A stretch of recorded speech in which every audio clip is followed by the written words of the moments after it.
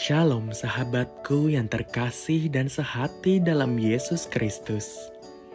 Jumpa lagi kita pada kesempatan kali ini.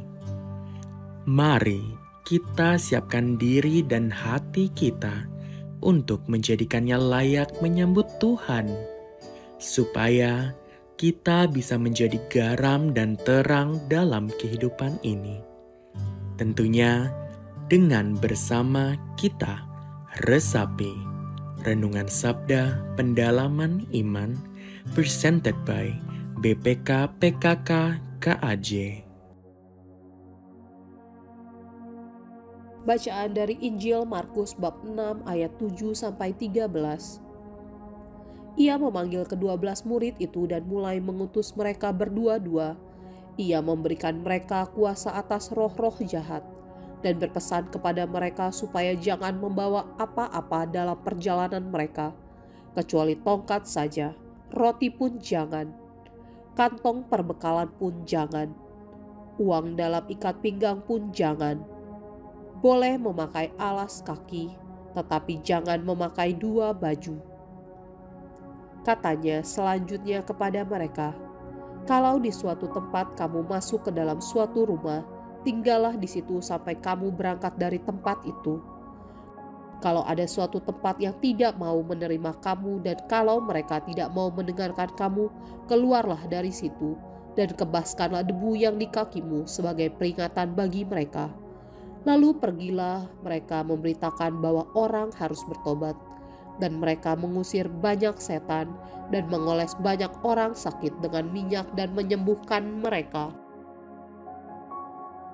Demikianlah Injil Tuhan. Shalom, Bapak Ibu Saudara-saudari terkasih di dalam Kristus. Hari ini kita mau menanggapi Markus 6 ayat 7-13. Di mana kita diajak menjadi orang-orang yang dipanggil Tuhan di dalam perutusan. Saat ini di paroki saya sedang marak, sedang mencari petugas-petugas baru. Pastinya ada juga orang-orang yang sedang galau. Saudara-saudari, hari ini kita akan merenungkan bagaimana Yesus mau memanggil murid-muridnya dan mengutus mereka. Buah jatuh tidak jauh dari pohonnya. Peribahasa ini menggambarkan kemiripan antara orang tua dan anaknya.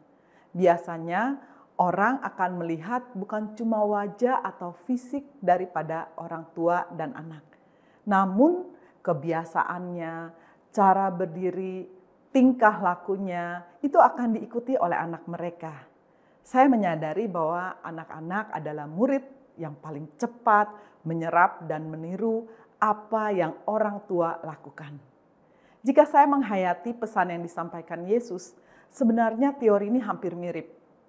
Yesus mengajarkan para muridnya bukan untuk teori-teori saja, namun dia mengajarkan supaya setiap perilakunya, setiap di mana mereka bersama Yesus, akan meniru apa yang Yesus lakukan.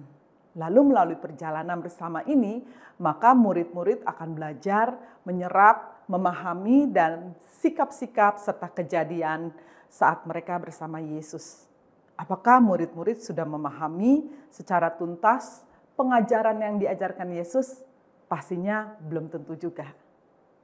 Teringat dengan amanat agung yang selalu dikatakan Romo saat kita menutup misa kita.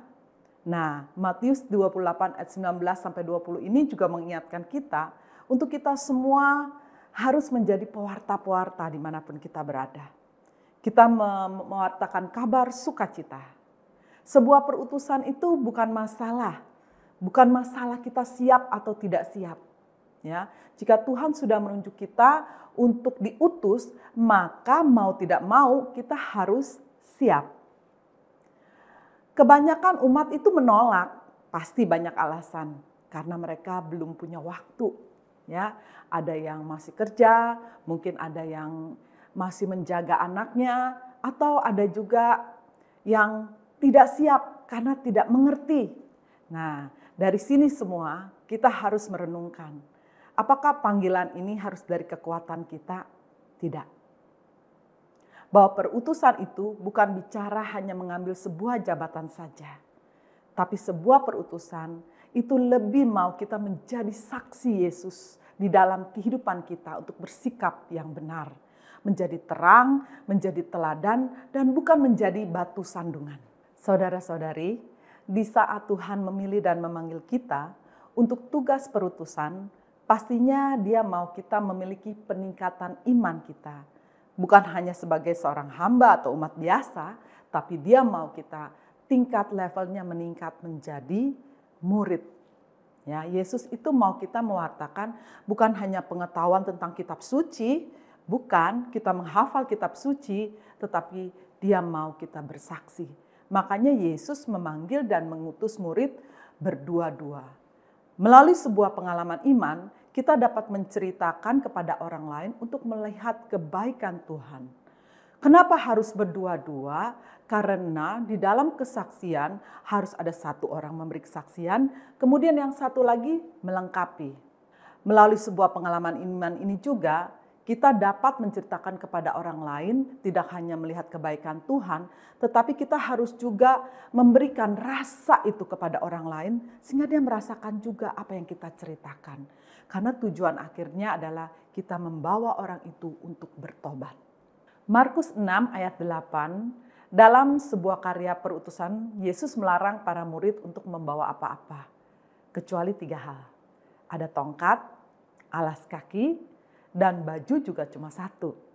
Tongkat melambangkan sebuah benda yang sangat penting bagi seorang musafir yang menemaninya di dalam perjalanannya.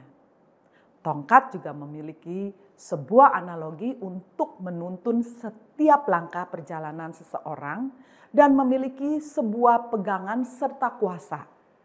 Tongkat Musa yang kita tahu memiliki kuasa yang diberikan Tuhan kepadanya untuk memimpin bangsa Israel. Kita tahu di Katolik para uskup juga memegang tongkat yang artinya memiliki sebuah kuasa untuk tugas penggembalaannya kepada para umat. Jadi tongkat merupakan sebuah kuasa yang diberikan Tuhan kepada kita untuk berjalan sebagai saksinya. Lalu yang kedua, alas kaki. Pastinya kita tahu alas kaki fungsinya apa. Alas kaki berfungsi untuk melindungi kaki kita. Ya, melindungi setiap langkah kita dan memiliki sebuah pesan bahwa seorang murid harus selalu siap sedia melangkah kemanapun diutus. Yang ketiga, kenapa Yesus menyampaikan untuk membawa baju 1 saja? Baju merupakan sebuah lambang jubah yang dipakai seseorang dan Yesus mau kita hanya mengenakan 1 saja. Yaitu kita tidak percaya kepada hal yang lain tetapi kita memegang satu iman kepercayaan kita, yaitu Yesus.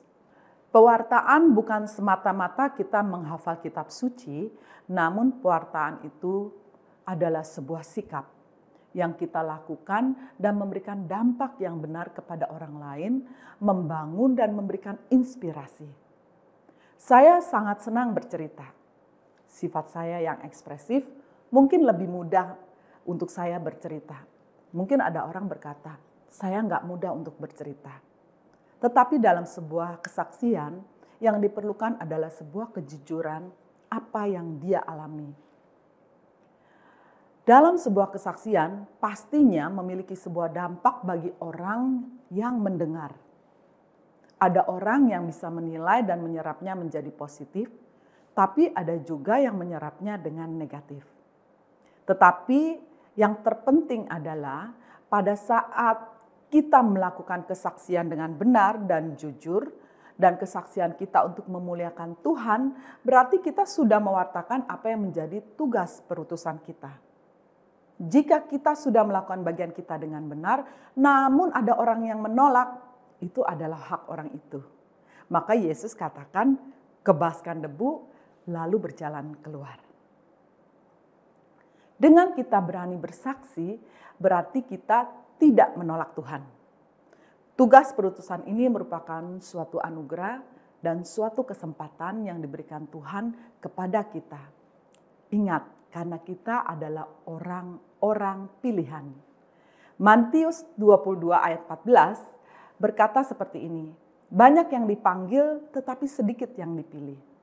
Lalu berbahagialah selama Tuhan masih memberikan kesempatan kepada kita untuk menjadi orang-orang yang dipercayakan. Mulailah kita merubah setiap cara pandang kita, lalu jika Tuhan mengizinkan pergumulan terjadi di dalam kehidupan kita, ya sudah, kita harus menyadari bahwa itu merupakan awal dimulainya panggilan kita. Maka dari situ diharapkan pengenalan akan Tuhan, dan melalui semua itu kita bersaksi dan kita akan mewartakan, membuat seorang itu menjadi ikut bertobat.